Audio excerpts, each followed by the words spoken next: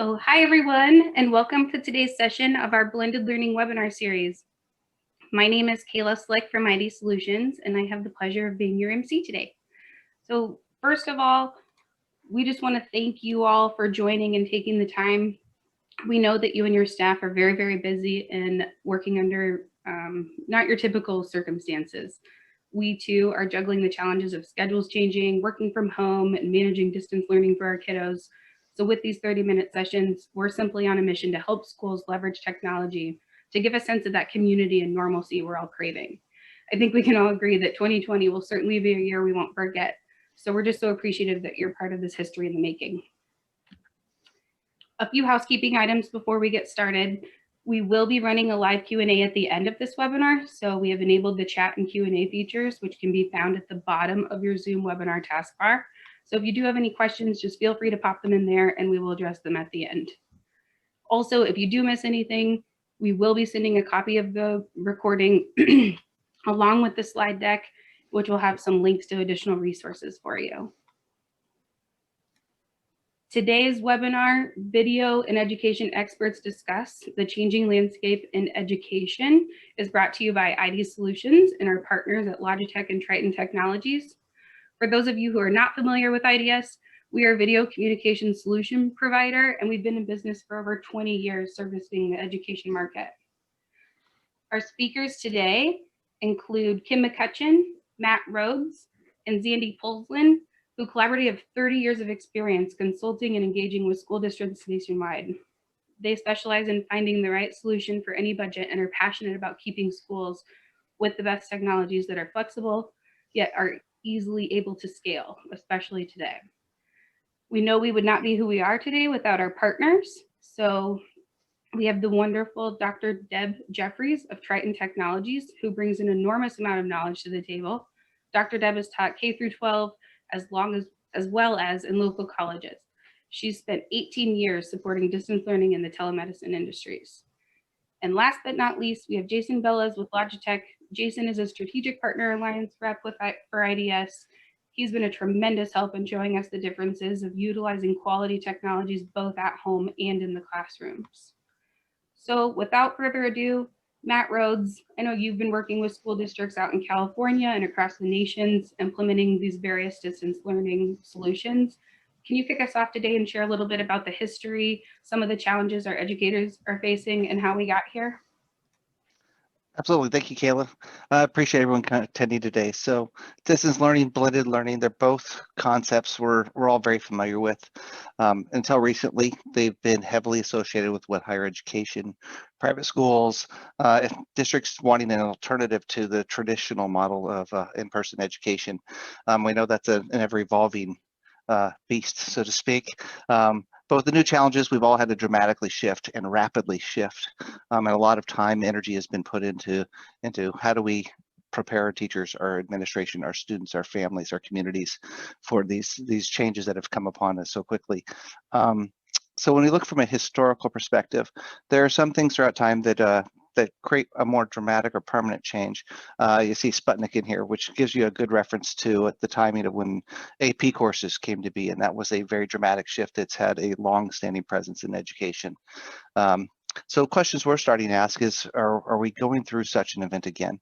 Are the challenges we're facing going to create a permanent shift in how teaching is performed and presented?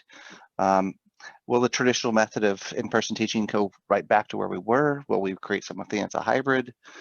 Is distance learning going to last a lot longer than we all think or want it to, as a permanent basis the way we're living? So there's lots of questions coming around that, and is society ready for this change? Is technology ready for the change? So really this gets into some of the challenges from accessibility.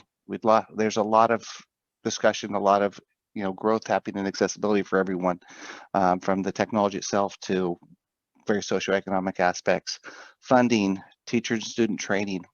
Those are some of the key challenges. I know there's many. Just want to list a few here of the challenges that we're all working our way through. So Dr. Deb, I know you have about over 20 years of experience in the educational field. Can you share your perspective on some of the teacher challenges? Yeah, today, boy, what a question that is. If you think about what we've been through for the last almost a year now in terms of what's happening with COVID, you all know that originally we had a big surge in New York. After that, we saw things on the West Coast. Most recently in the summer, COVID was surging in the South, and now we seem to have it everywhere, surging and ebbing and flowing. And so the big question has been, how do we get our kids back into school and keep the teachers safe, the students, the staff, and the families at home and the community? So what we find is that through this time, we've seen different guidances coming out from the CDC, and they seem to center on the following. You have either a situation where it's really safe in your community and you're looking at having a lot of people in person in the classroom, versus, and they consider that, to be a high risk when you have COVID in the community, versus having everybody virtual and at home. And the CDC has indicated that that's the lowest risk possible. And then in between, where you have a hybrid model where you're bringing people into the classroom over video so that they can participate on live video, or have the students at home online learning. So it's been a real challenge to figure that out. And then when you put on top of that the fact that every district is different and that you have a different presence of the virus within the community. So how do you go back and forth between these different models in an easy fashion? How are you able to communicate with the teachers, the staff, the family members, or the nurse in the nurse's office, or the district health representative or the district nurse, communicate in a way so that you can handle the change that's occurring? Whether, what processes do you have in place for dealing with screening, and what happens if a child or a teacher presents with symptoms or appears to be positive to COVID? So all of that, when you put that together with the surging, changing, and with these different models that you're moving between, brings out the fact that you really need to have solutions in place that are flexible, that you can have a rapid response with, that you can repurpose and reconfigure as needed, and that you're going to be able in the future to utilize. So that puts a lot of challenges on the table, and I know that we all are really dedicated to trying to make that happen in a safe way. So I'd like to see if perhaps we could have Jason jump in for a minute. I know everybody's wondering, like, what can we do with technology to help to attack some of these challenges that we're faced with? Great. Thanks, Dr. Deb. As you know, like at the beginning of this year, like many educators and students were kind of left scrambling to figure out how to best leverage technology to really continue that collaboration and learning that happens at school. So learning today might look a lot like this. Teachers or students may have a laptop computer or some type of mobile device that leverages their integrated speakers, microphone, and camera, right? They might have a basic internet connection, as well as the conferencing software of their choice. But what if I tell you that there could be a better way to engage with your students and keep them engaged in class? And that's true whether you're at home or in the classroom itself. And one way to do this is to ensure that your learning environment is set up to minimize distractions while also leveraging the technology in a way that's not disruptive to your teaching style or workflow.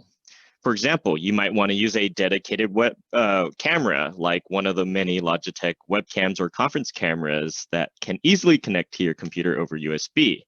And one of the reasons why you might do this is that, a larger image sensor can capture more light, and it generally has a much higher resolution than your built-in cameras. And this really ensures that, you're in focus, and it minimizes the loss of learning opportunity by, really allowing your students to see, you as the instructor, but as well as the learning material clearly. You may also notice that this picture is also very well lit. You want to ensure that your room lighting is, highlighting what's important, you as the instructor, as well as the learning material itself. You can do this in a few ways, right? You can have natural lighting, you can have LED lighting, or you can make things really easy by leveraging one of Logitech's cameras that has right light technology to really help enhance your video experience. And lastly, you might notice the use of multiple displays in this picture. Using multiple displays can really help you engage with your classroom, as well as ensure that you have content on one screen, your students on the other, so you can keep tabs on everything that's going on. Having a tablet or a touch-enabled display can also be useful when you're interacting with your teaching material itself. Now, another way to improve your classroom experience is to move yourself into a quiet, dedicated area if you're at home. Or you can use a headset that provides some acoustic isolation from what's around you, as well as it allows you to position a microphone in a way where it's closer to your voice, or the voice of your students. You can also leverage technology that has automatic noise and echo cancellation capabilities, like the headset that I'm using today, which is the Logitech Zone Wireless. Or you can leverage a complete conference camera or room setup in a classroom environment. And this is really just to ensure that voices are being heard crystal clear for students in the room, but also students at home. And having really easy to use and great quality audio video technology really helps educators and students focus on what matters. And that's learning and building those connections with each other. But technology isn't really the only thing to consider for the future of learning. Kim, how can educators combine technology with the various flexible learning models that are being used today? Jason, that's a great question. There are a lot of different things and ways that we can teach, but I think the most important thing is choosing a learning model that fits your teacher and student workflow. We are all seeing this push for hybrid, for a blended learning environment, whether that's station rotation or doing things in an enriched virtual environment, doing a flipped classroom or having a flex schedule. All of these things are really important. We're not here to tell you which model to choose, but to give you resources that kind of help you with figuring out which blended learning model is going to be best for you, so that you can easily transfer back and forth between the classroom or at home. It's important to make sure that your learning model, whatever you choose, fits your mission statement as a school.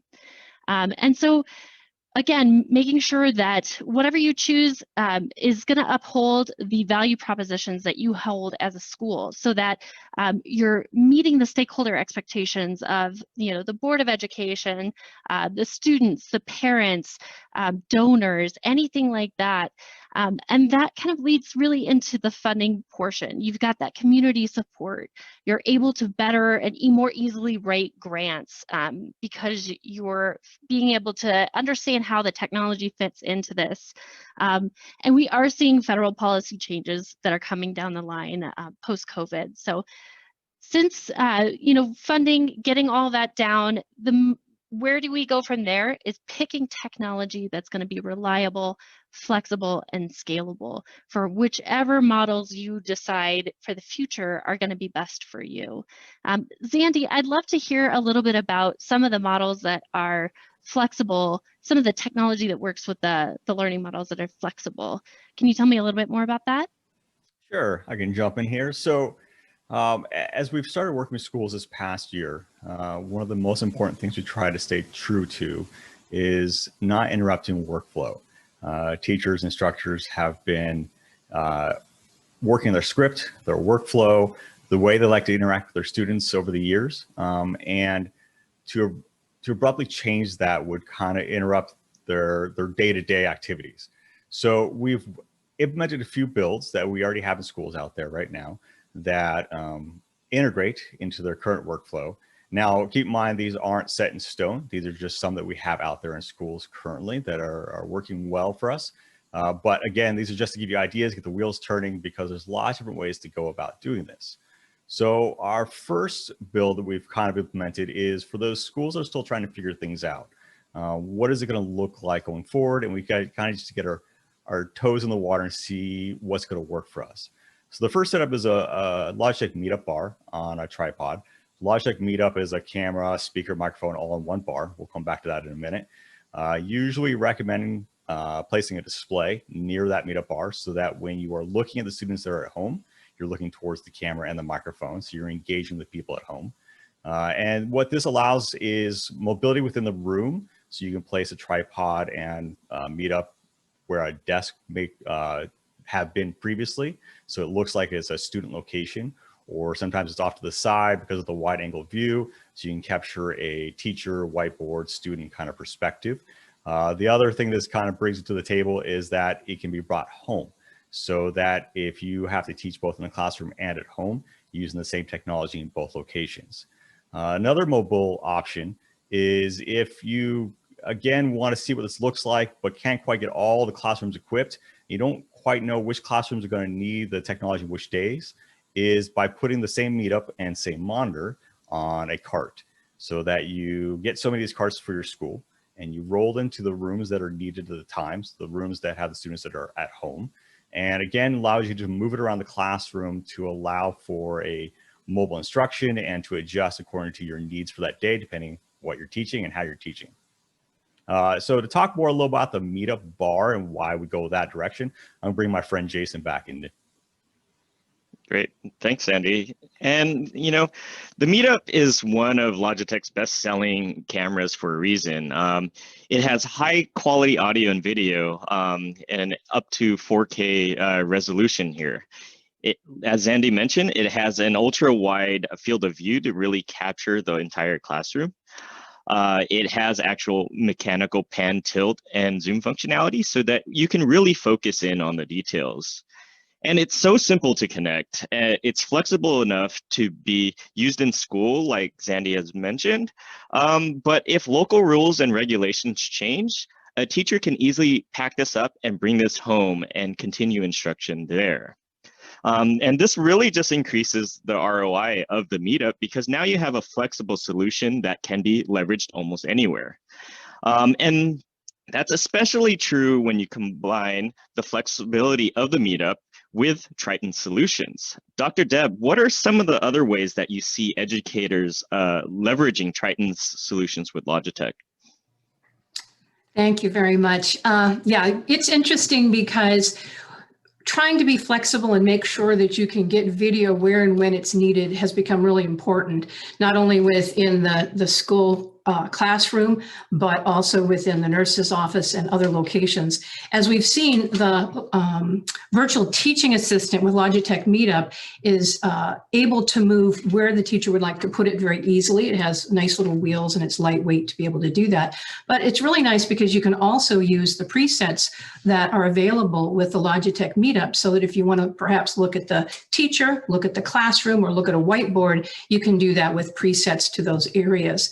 And the other thing that I want to mention is that as we see these surges come and go, it's really important to be able to think about how might we use this cart, depending on whether COVID's really prevalent in the district or whether it's not. So some of the other things you might consider is repurposing the cart to do either remote video interpreting, or you could support English language learners so that you could bring in those capabilities over video. And as you see on the diagram here, we also have something that supports the virtual nursing assistant. And in that case, it's a device that sits on a product from Tryten called the Nova Pro. And what's really nice about that is you can see the articulating arm so that you can bring the position of the tablet to the height that you require. And then it also has the ability to tilt and rotate that tablet so that you can position it exactly like you want to. So you can think about rolling this cart into the nurse's office, or if it's needed in the classroom, it can easily be moved there. Very lightweight, easy to position. And if you look at the cart, you'll also notice there's a really elegant cable management system. And what that means is you're able to utilize this cart very easily without worrying about, how to manage all those cables. I think you've all probably had to deal in the past with situations where the cables are all over the place. And the other most important thing I think is to mention is that this is a very affordable cart that allows you to take video wherever you need to take it and when you need it, with the Tryten cart being well priced, as well as the tablet.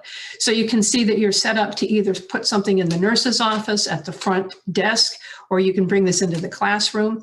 And then you can also have a larger monitor if you're looking to do a hybrid model within classroom teaching. So I think all in all, it's important that we stay flexible. I know as a teacher, you don't want to walk into the classroom and be stuck with something in a particular location, to be able to rotate the cart, rotate, in this case, the tablet image, and then be able to have presets like the Logitech MEETUP allows. Really makes it easier to adjust to all the changes that we're going through. And I think that will hopefully help you do a better job in responding to all these challenges. Thanks, Dr. Deb. Zandy, I want to just kind of go back to you for a second and talk about a solution that might be better suited for teachers that are going to be in the classroom, potentially with 12 students in the classroom and 12 at home. What do you suggest for those scenarios? All right, so here we're talking the hybrid model, and we've currently have implemented out in schools out there is a setup like you see in the picture in front of you here, where typically we'll put a large screen display in the back or somewhere on the side, but somewhere towards the rear of the room, usually a 75-inch that is large enough so that you can see the students who are at home, see their facial expressions, make sure they're interacting with you. And it's within the line of view of you looking, the students are in the room, so you're looking that same direction. Above or near the display, we'll place a Nariva soundbar. So what this does is it creates a virtual microphone space within a 25 by 25 foot space so that it covers the entire room, and there's ways to make that larger if necessary. What this again allows is returning back to your current workflow, your current teaching script. Some teachers like to sit, some like to walk around, some change out throughout the day. So no matter your location or how you like to interact with your classroom, those microphones are going to be picking you up. So you don't have to change the way you currently like to teach. And that same soundbar is also your audio out. It's designed for voice clarity. So when your students at home are interacting with you and talking, you'll be able to hear them clearly, as well as students that are in the room. And then alongside that, we're using a Logitech camera, again, this time with a RALLY camera. So it's the next step up from the MEETUP. So this one's got a higher defined sense of zoom. Again, can be changed as far as its direction as PTZ. So you can move it around the room. So if you need to zoom in at a certain location in the classroom or a whiteboard or some sort of presentation, or if you need to zoom out to bring the whole classroom into perspective again, it allows for that flexibility. And within that whole system, it allows you to just kind of have something permanent in the room. It allows you to bring the foreign students into the room. And again, it allows the teacher to just wander around and teach as they normally would. Great, thanks, Andy. What about a situation where the teacher wants to be more interactive with the class on a whiteboard situation? What kind of solution do you suggest for that? Okay, so build 3 that we've implemented out there is taking build 2 again. So we have that same setup in the rear of the room. This time we're going to add an interactive board towards the front. Here you'll see an Avocor, one of our favorites to use. What this allows is if your current teaching habits or current workflow is by drawing on a whiteboard and having students per se come up and interact with the whiteboard, but you don't want to alienate the students at home. You want them to be engaged and participate as well. So by using an interactive board and presenting it within a Zoom call, you can draw on it. The students in the room can come up and draw on it. The people at home, the students at home, can then see that same presentation brought in a closer perspective as opposed to looking through a camera view. And they can also draw on the same interactive whiteboard. And even beyond just doing video calls, whether it be Teams, Zoom, or whatever you see platform of choice is, the interactive board could then grow with you. So you can use it in the room with a variety of applications out there that are designed for education space that can then be installed in the same interactive board and used going forward. Great, thanks, Andy. So we are a consulting team. We love to sit down with each individual school district. Matt, myself, and Zandy have worked with countless schools throughout the country, Maryland, Colorado, California, just to name a few. And we really pride ourselves on taking the time to listen to what your workflow is, what your learning models are, and making sure that we come up with the best solution for you. So as Zandy said, these are very fluid solutions, just a few that have worked for some of the schools we've worked with. And we would not be able to do this without the assistance of our partners, both Logitech and Tryten, just to name a few that are here with us today. We're all trying to be forward thinking and get out of this crisis education mode, and make sure that you guys all have the tools that you need for the future. Matt, can you tell me a little bit more about what the benefits are aside from the consultation piece of working with IDSolutions? Absolutely, absolutely. Thank you very much, Kim. So we have a couple key components. We are a US-based company. We have quite a few different flexible purchasing options, whether you need to assistance in helping with finding a grant. Where do I find funding? Whether you need solutions in, I need it as a service, multi-month payment type options. We can work with you in multiple different directions. We also have help desk services and engineering services throughout the nation. So wherever you do need that assistance from those aspects, I don't have enough time, I don't have enough people. Very common challenge. I imagine many schools have that challenge. So we're here to help you in those various aspects. I've been doing this for over 20 years, so look forward to hopefully having that opportunity. Thank you, guys. Looks like we are coming up on the hour here, and we do have a few questions that have been submitted. Let's see here. All right. As you can imagine, the first question that we have is, how much does a solution with IDSolutions cost? Matt or Kim, would you like to take that one? Oh. Matt, you're on mute. So I'm muted. No, it varies a lot. So we started with a very simple solution with the tripod, which is a very flexible solution, but it's also very entry-level price. We have things as low, $1,500, $2,000, and we've had all the way up to a very integrated solution where, once you start looking at multiple screens and presentation methods and cameras, it can get very pricey. In the public arena, we tend to see things anywhere from that, 2 to 15 range. Really depends on what your goals are and what your needs are. We also integrate quite a bit with what's already owned too. Awesome. So the other question is, what's the timeline for a project like this?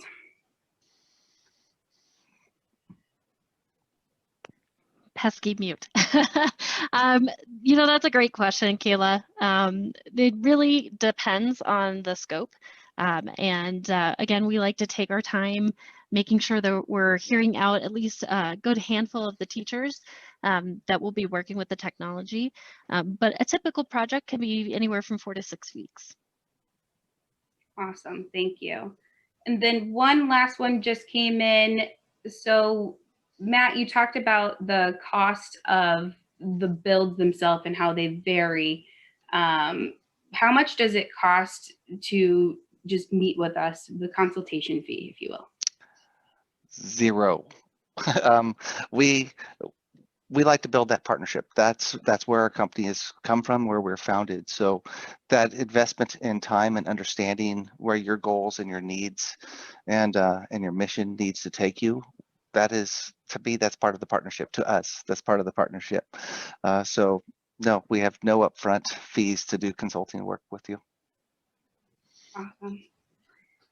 Wonderful. Well, that concludes our session for today. We will be sending a copy of this recording along with the slides for your viewing and sharing amongst your staff. If you have any questions, of course, you can get a hold of any of our team members today. We'll make sure that you have everyone's contact information. Again, to all you educators out there, thank you so much for all that you're doing during this time of crisis, and we look forward to hopefully assisting you with your technology needs in the future. Thank you.